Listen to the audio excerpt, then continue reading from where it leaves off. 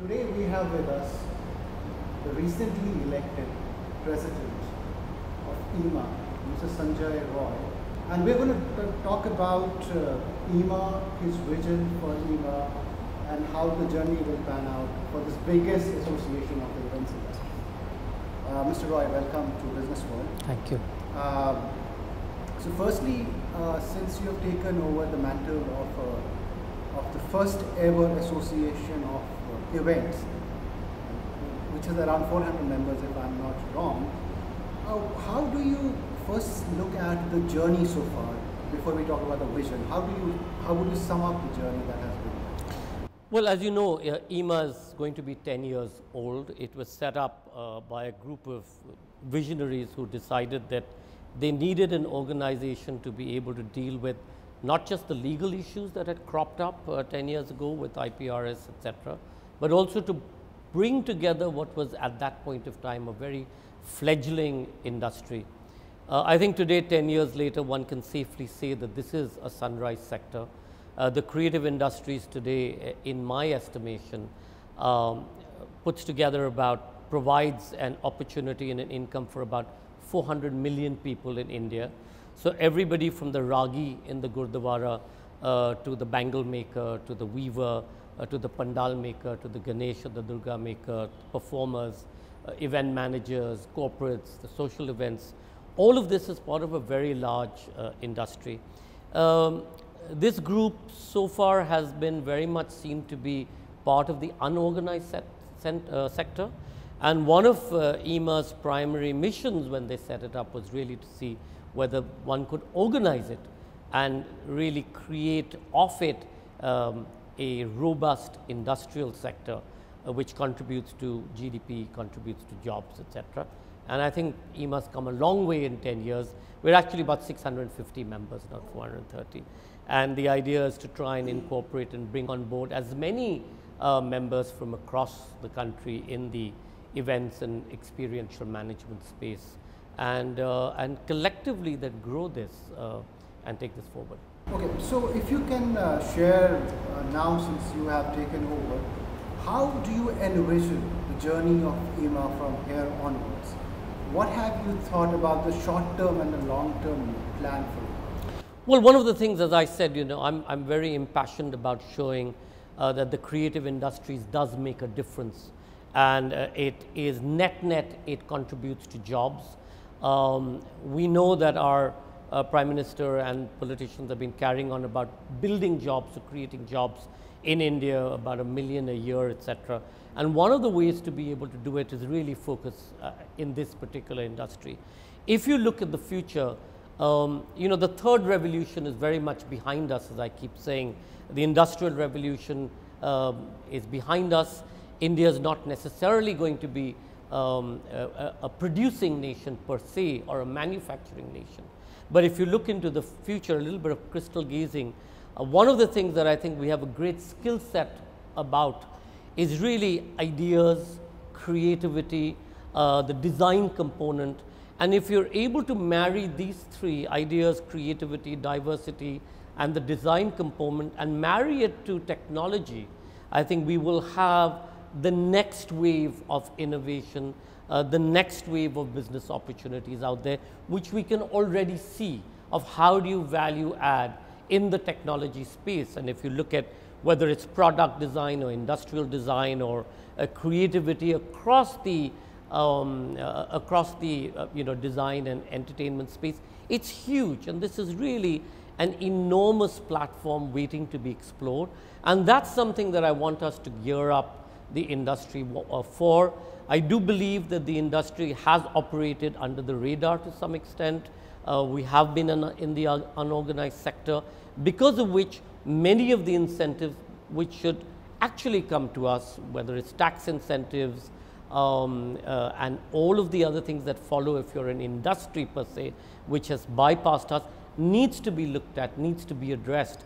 And if you're able to address this, I think net we'll continue to be able to contribute to jobs, both in whether it's in built heritage, infrastructure, creativity, services across the sector, hospitality, and everything that goes around it. And look at the numbers. I mean, West End contributes to London's economy annually 13.3 billion pounds of additional spend, and New York contributes about 21 billion dollars of additional spend into New York's economy. And if you look at the Edinburgh festivals, for example, which is one of the largest arts festivals in the world, last year Edinburgh, the festival contributed 275 million pounds of additional spend into Edinburgh's economy. And similarly, festivals, whether it's Percept's music festival, or the Sunburn, or OML's NH7, or our own Jaipur Literature Festival, these contribute to local economies, and we need to create more such properties across the length and breadth of the country, leveraging our built heritage, leveraging our intangible heritage as well, and providing that platform for creativity and bringing the industry together.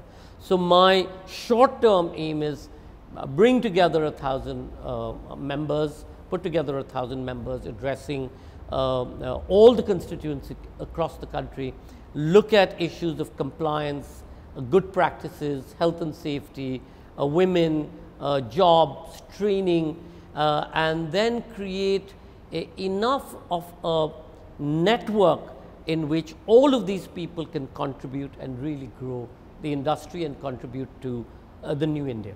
So largely the events industry is an unorganized sector, and EEMA is trying to bring more members in its fold. So far you said 600 plus members are there. So there's a chunk of people out there, and especially at the corners of India. How are you planning to have this inclusive growth that is for everyone? EEMA has chapters now in different parts of the country. So we're going to empower those chapters to go forth and multiply, and really look at how can we, whether it's the Vishakhapatnams of the world, or the Coimbatores, or the Nagpurs, or the Kanpurs, or the Nasiks, or the Gorakhpurs, or the Murshidabads. In all of these places, I think there's a huge opportunity waiting to happen. And if we're able to bring in these people, or identify people already working, and there are people already working, we are a huge entrepreneur nation. And I think the whole concept of Jugaad, as I mentioned last time, I think if we're able to look at Jugaad as an economic concept, not necessarily as chalo kar lenge or make do, but make possible. I think the minute we're able to do that, and we're able to reel in all of these people and provide them platforms of opportunity to learn, train, be compliant, look at legal initiatives, help them build infrastructure, help them build an ecosystem, 10,000 members, 20,000 members, 100,000 members, I suspect there's a huge, vast number of young people out there creating their own space, because as you know, just in the creative world, all 1.3 billion of us Indians, we have creativity in our DNA. From cradle to grave, we sing and dance our way through. All of us think we can tell a story, which we do, share a poem, sing a song. All of this talent needs a platform, and I think collectively we owe it to India to be able to provide that platform and create opportunities of excellence. So there was a study, that was a joint study you and EY did, that the industry would cross 10,000 crore by 2021. So do you think, are we on that track still? Can we hit that number? What would be the three biggest challenges for the industry? The EY figure, and I've always had a debate on this, is that unfortunately in India we don't believe in figures. So we have had no figure as a set base figure. So this figure comes from companies which have, which declare their annual results, etc. So it's a very small. My belief is that if you just look at India's wedding industry, for example, and somebody said to me, say that there are over 1,000 weddings that happen between the 1 and 5 crore category, over 200 weddings between the 5 and 10 crore category, and many more above that. And in the 0 to 1 crore category, you'd have at least 150 1,000 weddings at the minimum. So if you just look at that, the industry is actually way across the 10,000 figure. But I think what we need to do is, like I said, bring this into an organized sector, be able to start reporting, companies must start reporting their revenue, profit and loss statements, be it whether they are individual companies, their joint partnerships or their private limited. We need to organize ourselves way better to be able to understand what is it that we actually contribute to India's GDP. And that's primarily one of my goals, is to get our colleagues across India to come up to speed, to put into place their compliances, to take advantage of the new tax systems that are in place, to be fully compliant. And I'm using the word compliant again and again because I think we all collectively owe it to India to be compliant and then look for incentives and benefits, you know. And I do believe that the industry today is way higher than 10,000 crores, and I hope we're able to prove that we are closer to 40,000 crores than the 10,000 crores that's stated in our last report, you know, and try and get the statistics to be able to prove that in the next coming years.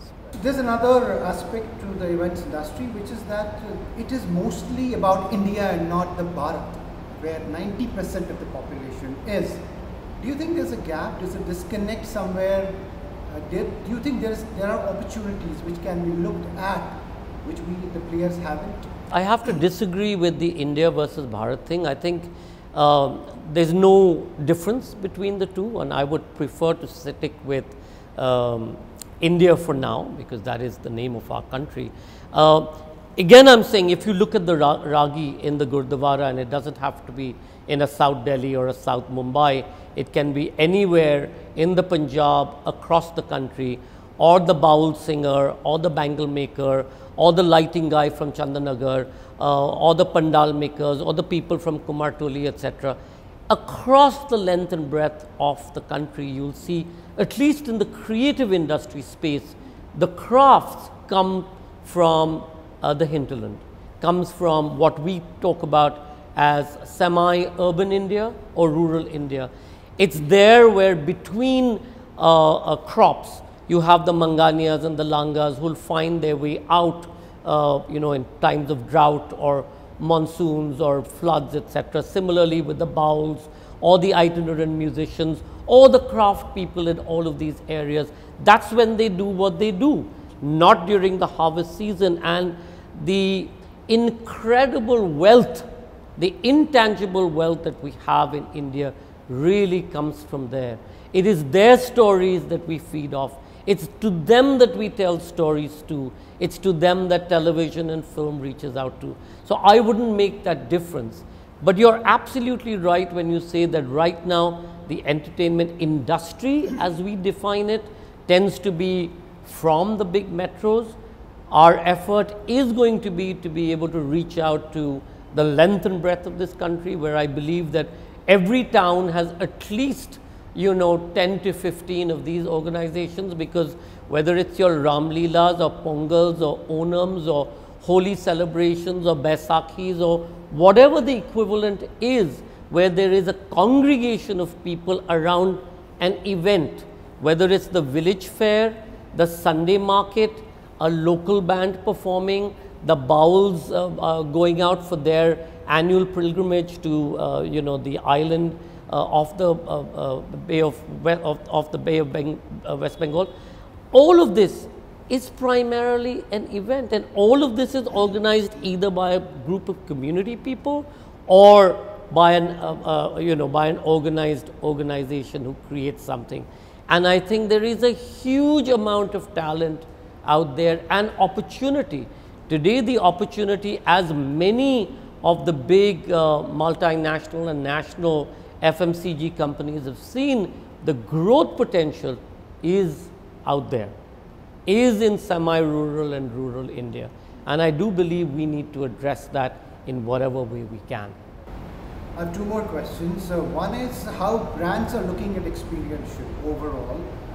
Do you think there has been a drastic shift in the way they're looking at the immersive experiences that it offers, and have the brands been able to leverage the potential that experience offers to a large extent, or are they stuck with the return on investment versus the return on experience? You know, the primary thing is, if you look at any emerging economy, and India today continues to emerge as an economy irrespective of whether it's 5.4% or 5.7% or 7.2% growth in GDP. We are an emerging whatever, with a number of people coming out of the below poverty line to the lower middle class, and thereof upper middle class, etc. So if you look at any emerging market, what do you see? You see that the first recourse is to get a full meal. Once you get a full meal, you will get education. That's assuming that you already have some healthcare in place. Once you have these three things addressed, then you look out. So you have a television or a radio, and that's where you get your entertainment source. Once you get over that, then there's the film theaters. Film theaters, then is the malls where you go to shop and, you know, date night, or go to Gallivant, or go out for recreation. Today, if you see India, India is not anymore happy just to go to the mall. India is on the move. So holiday times, of course, the Gujaratis and the Bengalis have always traveled. So you'll see the monkey caps on the sticks, you know, in the remotest parts of the world in India at any given point of time, and you'll see Gujarati signs, I think, everywhere from Switzerland to the Antarctic, perhaps, you know, with Gujarati symbols. But everybody wants that other experience. So what is that other experience once you're able to get the basics? The other experience is the entertainment, and entertainment as an experience of it. Therefore, because brands today are conscious that media is now fractured, so because you have thousands of media channels, even the way that the algorithms work on you know, a number of the social media sites, you're not sure who you're being able to target and at what number, and whether they will then translate into clicking and making that last mile purchase or the last mile link. When you create an experience, what is it that you're doing? You're creating a memory. It's, to quote MasterCard's, you know, it's priceless. The memory is priceless, because the minute a memory gets embedded, that is what will drive you to go back again and again and again, to be able to recreate the favorite food that your grandmother or your mother made with that ghee and the masala, which allows you then to want to be able to recreate that in a restaurant or your home or through any of the food apps, etc. The storytelling technique that your parents or your grandparents or your aunts and uncles would have given you, which has embedded a memory, so you're always searching for how do you give that to your kid, or how do you relive that particular memory again. And that's what today most brands are trying to do, create a memory. To answer your second part, are they aware that this is the strategy? That's where I think brands or people who are behind brand strategy, experiential strategy, they need a huge amount of education. I do believe that there is not enough education out there. A lot of people who are in decision making places across the biggest or the smallest brands, I think need more knowledge and more information of how an experience can match the brand. Today, a lot of the time, everybody looks at, or earlier it used to be, how many eyeballs into X number relates to, you know, your spend. You can't do that anymore. So today, if you're going to say, I'm going to get 300 people in whose minds I want to create a memory, but I'm going to spend X minus Z, you know, to create that memory, you're not going to be able to do that, because for that, creating that memory, you are going to have to spend top dollar. So then it comes to, sure, if you're selling Mercedes, Rolls-Royce, whatever, of course you can afford to spend top dollar. But if you're selling toothpaste or soap, etc. What is it that you can spend, and what's the number of, and how do you create a different technique there? And I'll give you an example. We did something with levers at the Jaipur Literature Festival, and literature and soap pretty distant. It's not necessarily a brand fit, and yet with the soap in question, with Dove, what we did is we said, let's look at inner beauty. So we created a space where people could come in and talk about inner beauty, and that created the link to the product, and the product created a link to the memory, and it came a circle back. So brands have to be very clear about what is it that they wish to sell, and in selling that, what does that mean? Meaning, what is brand A's USP as compared to brand B's USP? And are they telling the story of the brand, which comes back again to the experience and the creative industries movement, is if you're able to tell effective storytelling. I mean, even in your magazine, if you have a good story in your magazine to tell, hopefully it's based on facts, unlike what we see today in the media, then that story will be read, whether it's a sad story or a story of success. And in that process of storytelling, you have to be able to communicate very clearly what your brand stands for, and therefore to be able to connect brand to the experiential marketing brief, you need still a bridge on both sides. I mean, even the experiential industry needs education, understanding, and an awareness of what they are going to try and bring value to these guys who want to, obviously, what is it that they want to do? Sell their product. What is it that these guys want to do? Help them sell their product. There has to be an understanding, and it has to be done as a partnership. For too long, I think, do corporates and companies look at this part, meaning the experiential industry, as a vendor. And the food chain in India, unfortunately, is in a way that a client doesn't respect the next stage, which is a vendor for them, who in turn doesn't respect the vendor who is creating something for them. And everything is done in this last minute, last mile, minimum thinking. We have to roll it out. I mean, sure, you have to roll it out. Can you tell us more about this, the cycle, the food chain that is here? Is it very unique for our market? I don't think it's unique at all. I think it exists across markets, except that if you look at the auto industry market, where whichever auto company it is, Mercedes on one end or Maruti on the other end, everybody still will look to the guy who's making the windscreen or that last valve for their pump, for the fuel pump, etc., to make sure that that food chain works and the supply happens in time, in the way that the inventories work, so that the car can be. So there is a certain respect in the value chain, in the event and experiential business, and in the corporate thing, because we are people, and people can be, for the lack of a better word, bullied or negotiated with.